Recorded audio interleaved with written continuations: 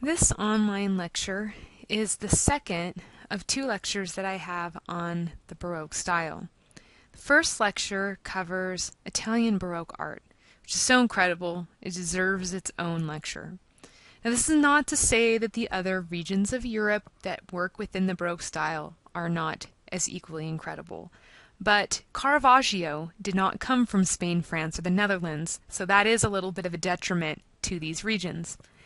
Now, that is, by the way, what we're going to be looking at in this lecture: paintings produced in Spain, France, and the Netherlands. We start with the Spanish Baroque style. Now, the Spanish Baroque style is somewhat similar to the Italian Baroque style in that they both share the context of the Counter-Reformation.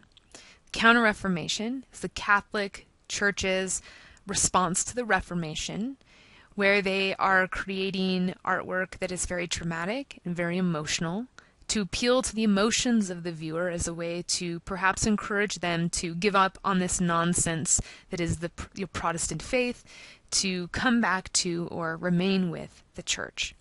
Now, there is, though, one important difference that exists here, and that has to do with the level of drama. The Spanish, believe it or not, try to take it one step further in terms of dramatic and emotional artwork, and they do so through their choice of subject matter.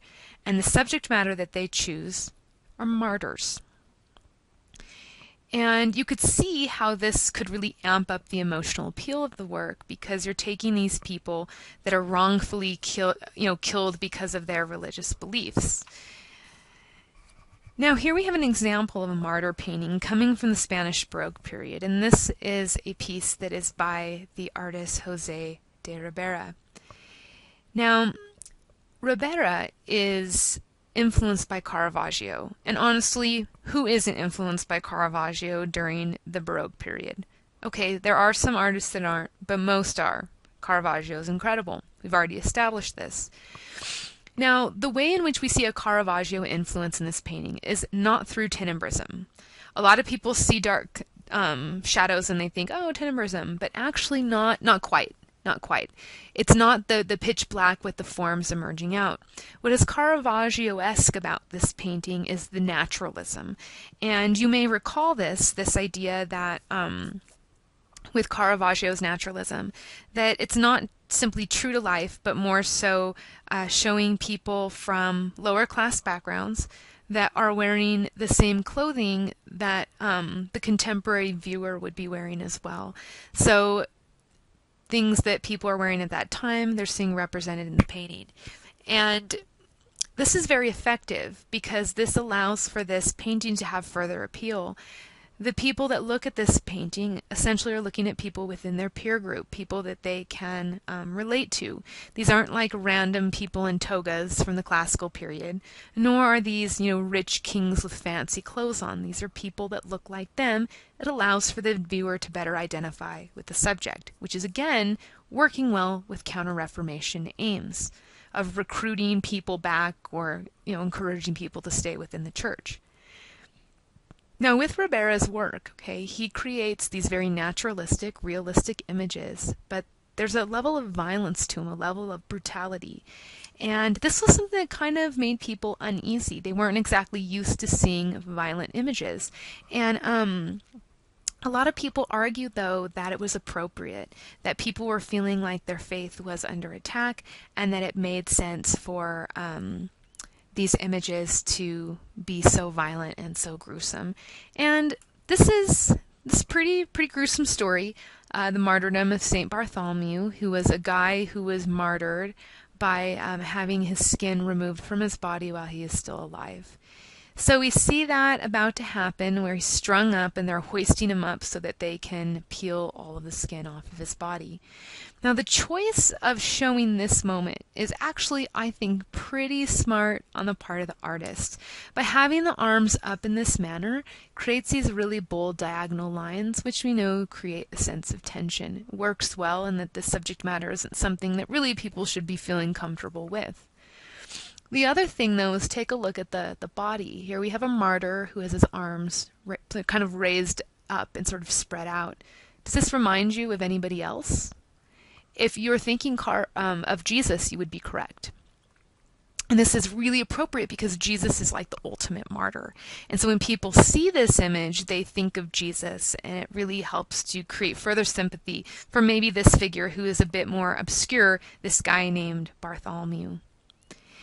Now, the other thing that is important to consider when thinking about the way that emotion is communicated within this work is the positioning of the figures.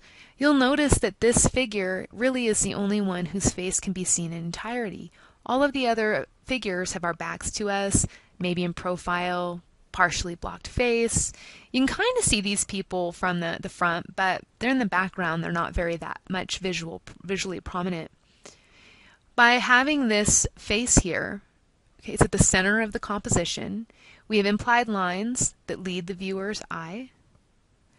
This becomes the focus, and what we see when we look upon this face is something that's quite sad. I mean, how could you not feel sad for what we're looking at here? You see a man who is scared. You see a man who is really contemplating his death, which will be happening in mere moments in an extremely painful way. Here's another example of a Spanish Baroque martyr painting. Now you can see that, as with the previous painting, that this one also exhibits an influence coming from Caravaggio. Now in this painting we do see the tenebralism. You do see that the black shadow with this illuminated figure that's emerging out. You could also make the argument that this features some of that Caravaggio naturalism as well. Now, similar to the previous painting, we do have a figure with arms raised. This may be not as quite visually similar as the crucifixion, but you could argue that perhaps this is meant to kind of subtly evoke this notion of Jesus crucified on the cross as well. Now, in this image, the artist has decided to take a little bit of a different approach here. This is really not quite as emotional or as dramatic as the previous painting, and it could have been. Here's the story. So with this guy, he went out and he was like being a missionary, spreading the word. This right here is the symbol of the religious order that he belonged to. And apparently people didn't really appreciate his, missionary activity, and he was kidnapped. He was tied to a tree, which is what we're seeing here. Now, here's where things start to get violent. So he's tied to a tree. He was tortured, and then he was murdered by being decapitated, having his head cut off. Now, the artist could have chose any of these moments in the story, very dramatic. We've seen images of the Baroque period, Italian Baroque period, of people getting their heads cut off, so we know that there's some dramatic potential within that subject matter.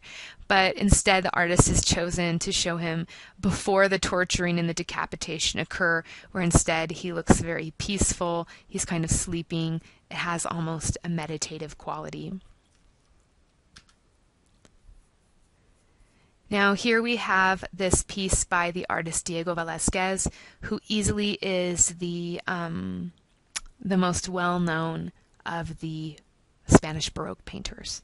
And Velázquez is an artist who was an official court painter of the king, Philip IV. And I bring this in because you can't really talk about Spanish Baroque painting without mentioning Velázquez, but also I wanted to show you that not all Spanish Baroque paintings are overtly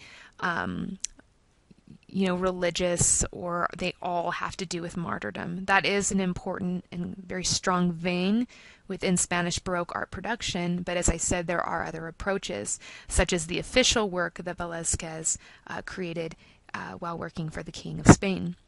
Now, this is probably Velázquez's most famous painting, and what makes it so famous is it's very ambiguous, that no art historians really have been able to concretely agree with what's going on here. There's a lot of debate, and this debate still goes on today, where there's really not one kind of accepted interpretation of this painting. So let's take a look at Las Meninas.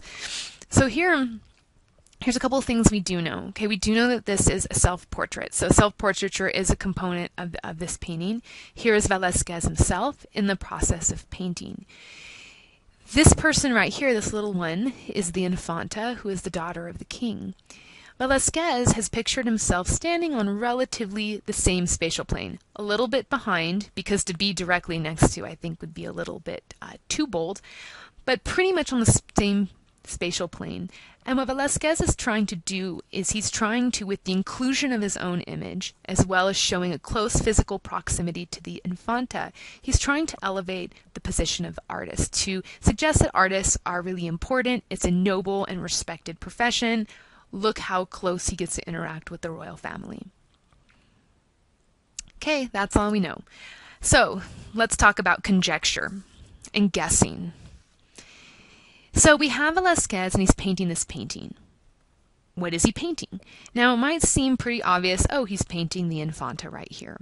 He's taking a break, he's stepping back, he's assessing his work. Her ladies in waiting who come up to tend to her or do whatever they do. There's a problem though. The area where she stands, this would not be the place that she would stand if he was painting her. If he was painting her, she would want to be in the space that we're in, the viewer, in front of or behind this canvas that we see here. So if he's not painting the Infanta, who is he painting? Is he painting us, the viewer? And if so, who are we? Now there's another kind of confusing thing here, right here in the background. This actually is an image of Philip IV and his wife. Now, the way that this is angled, this canvas, and looking at this, which is so different from these paintings that we see on the wall, there's an illuminated part to it that almost looks like reflecting light, like perhaps this is a mirror. Is the mirror reflecting what Velázquez is painting? Or is the mirror reflecting the space directly in front of the mirror, which is spatially confusing, but the space that we're standing in? Is he painting the royal couple, king and queen? Are we, the viewers, supposed to be kind of taking on that persona of the king and queen? Don't know. Who's this guy? Don't know. So, a very mysterious and complex painting. Let's look at one more example. Here we have an example of a portrait that Velázquez painted of Philip IV of Spain. This is a great example of royal portraiture because it actually makes very clear some of the things that artists have to do to make these royal portraits functional. So what I mean by that is this. These royal portraits, this one, all of them, their intent is to communicate one very important concept. Can you guess that concept? If you guess power, you're correct. These images are meant to convey power. Now, if you're Holbein and you're painting King Henry VIII, this is easy because Henry VIII was like this obese man that was like over 6 feet tall. He was huge. He exudes power. But what about Velázquez? He has to paint Philip IV, who was a tiny guy. He was small in stature. He also had a lot of facial deformities. Philip IV was a member of the Habsburg monarchy, which was a family that engaged in really hardcore inbreeding. So there was all kinds of physical deformities as well. So how does Velázquez take this like ugly little man and make him look powerful? What I'd like for you to do is I would like for you to pause this video to try and conduct a formal and an iconographical analysis.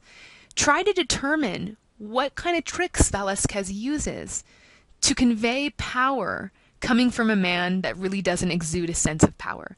So pause it, do your analysis, and then when you're done, turn the video back on and compare it to the analysis that I will provide. All right, let's talk about this painting. Now, first of all, we have a simple compositional space. This is important, okay? Because there's a blank background, we're not comparing Velázquez to the size of other men, which could be risky because they could be bigger than him and would therefore convey more power. We don't compare Philip IV to people or horses, which also are big and strong, or trees or mountains or anything else that's big. The plain background also makes sure that our focus stays on this person, and that in itself, focusing, can be conveying power. Now look at the space, the relationship of shape to space.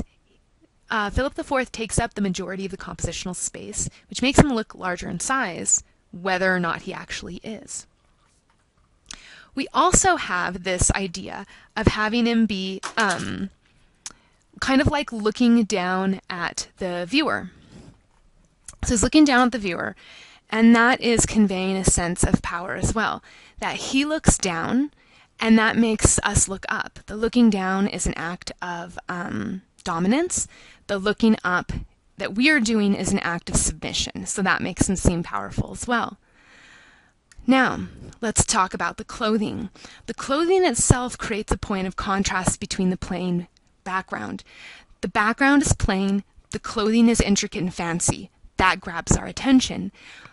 The clothing is red, which is a warm color that pops out, grabs the viewer's attention, creates a nice contrast between the background. That also is going to give us a point of focus as well, really looking at this guy. Now, the clothing's fancy, right? All kinds of embellishments, fancy thread, silver, beautiful cloth. That conveys wealth. Wealth is connected to power. This also is a military uniform. This also conveys power because it shows that he leads the army. When we think about warfare, think about it. It is, brutal and it's violent and you're active and you're fighting, and these are all very masculine things. And masculinity very often is conceptualized as power. He carries a sword. This means he stabs people, so that makes him tough and strong. And then we have this. Some sort of rod. I don't really know what it is, but what I do know is it's a very obvious phallic symbol. We have this rod that is angled straight towards Philip IV's crotch, and he kind of holds onto it in this sort of almost suggestive way, so that it's just this like huge erect phallus. And of course, again, this also is a reference to masculinity. All right, the French Baroque style. Now, the French Baroque style is different than the Spanish and the Italian counterparts. And what makes the French Baroque style different is it's much more faithful to the classical aesthetic, even more so than the Italian Baroque style. It's very classical. Now, this is a great painting for us to look at because it has some of the classical features in terms of like the really tight, crisp brushwork. It also has classical subject matter as well. So everything is classical about this. So this is perfect. Now, in this image, what we're looking at is we're looking at a pastoral landscape. Now, what this means is that it is a type of landscape where man and nature are shown in harmony. Perfect, beautiful harmony. Man does not overshadow nature. Nature does not overshadow man. A beautiful balance. Nature is shown as beautiful, picturesque, ideal, which means perfect. And we can see that here. This is gorgeous, right?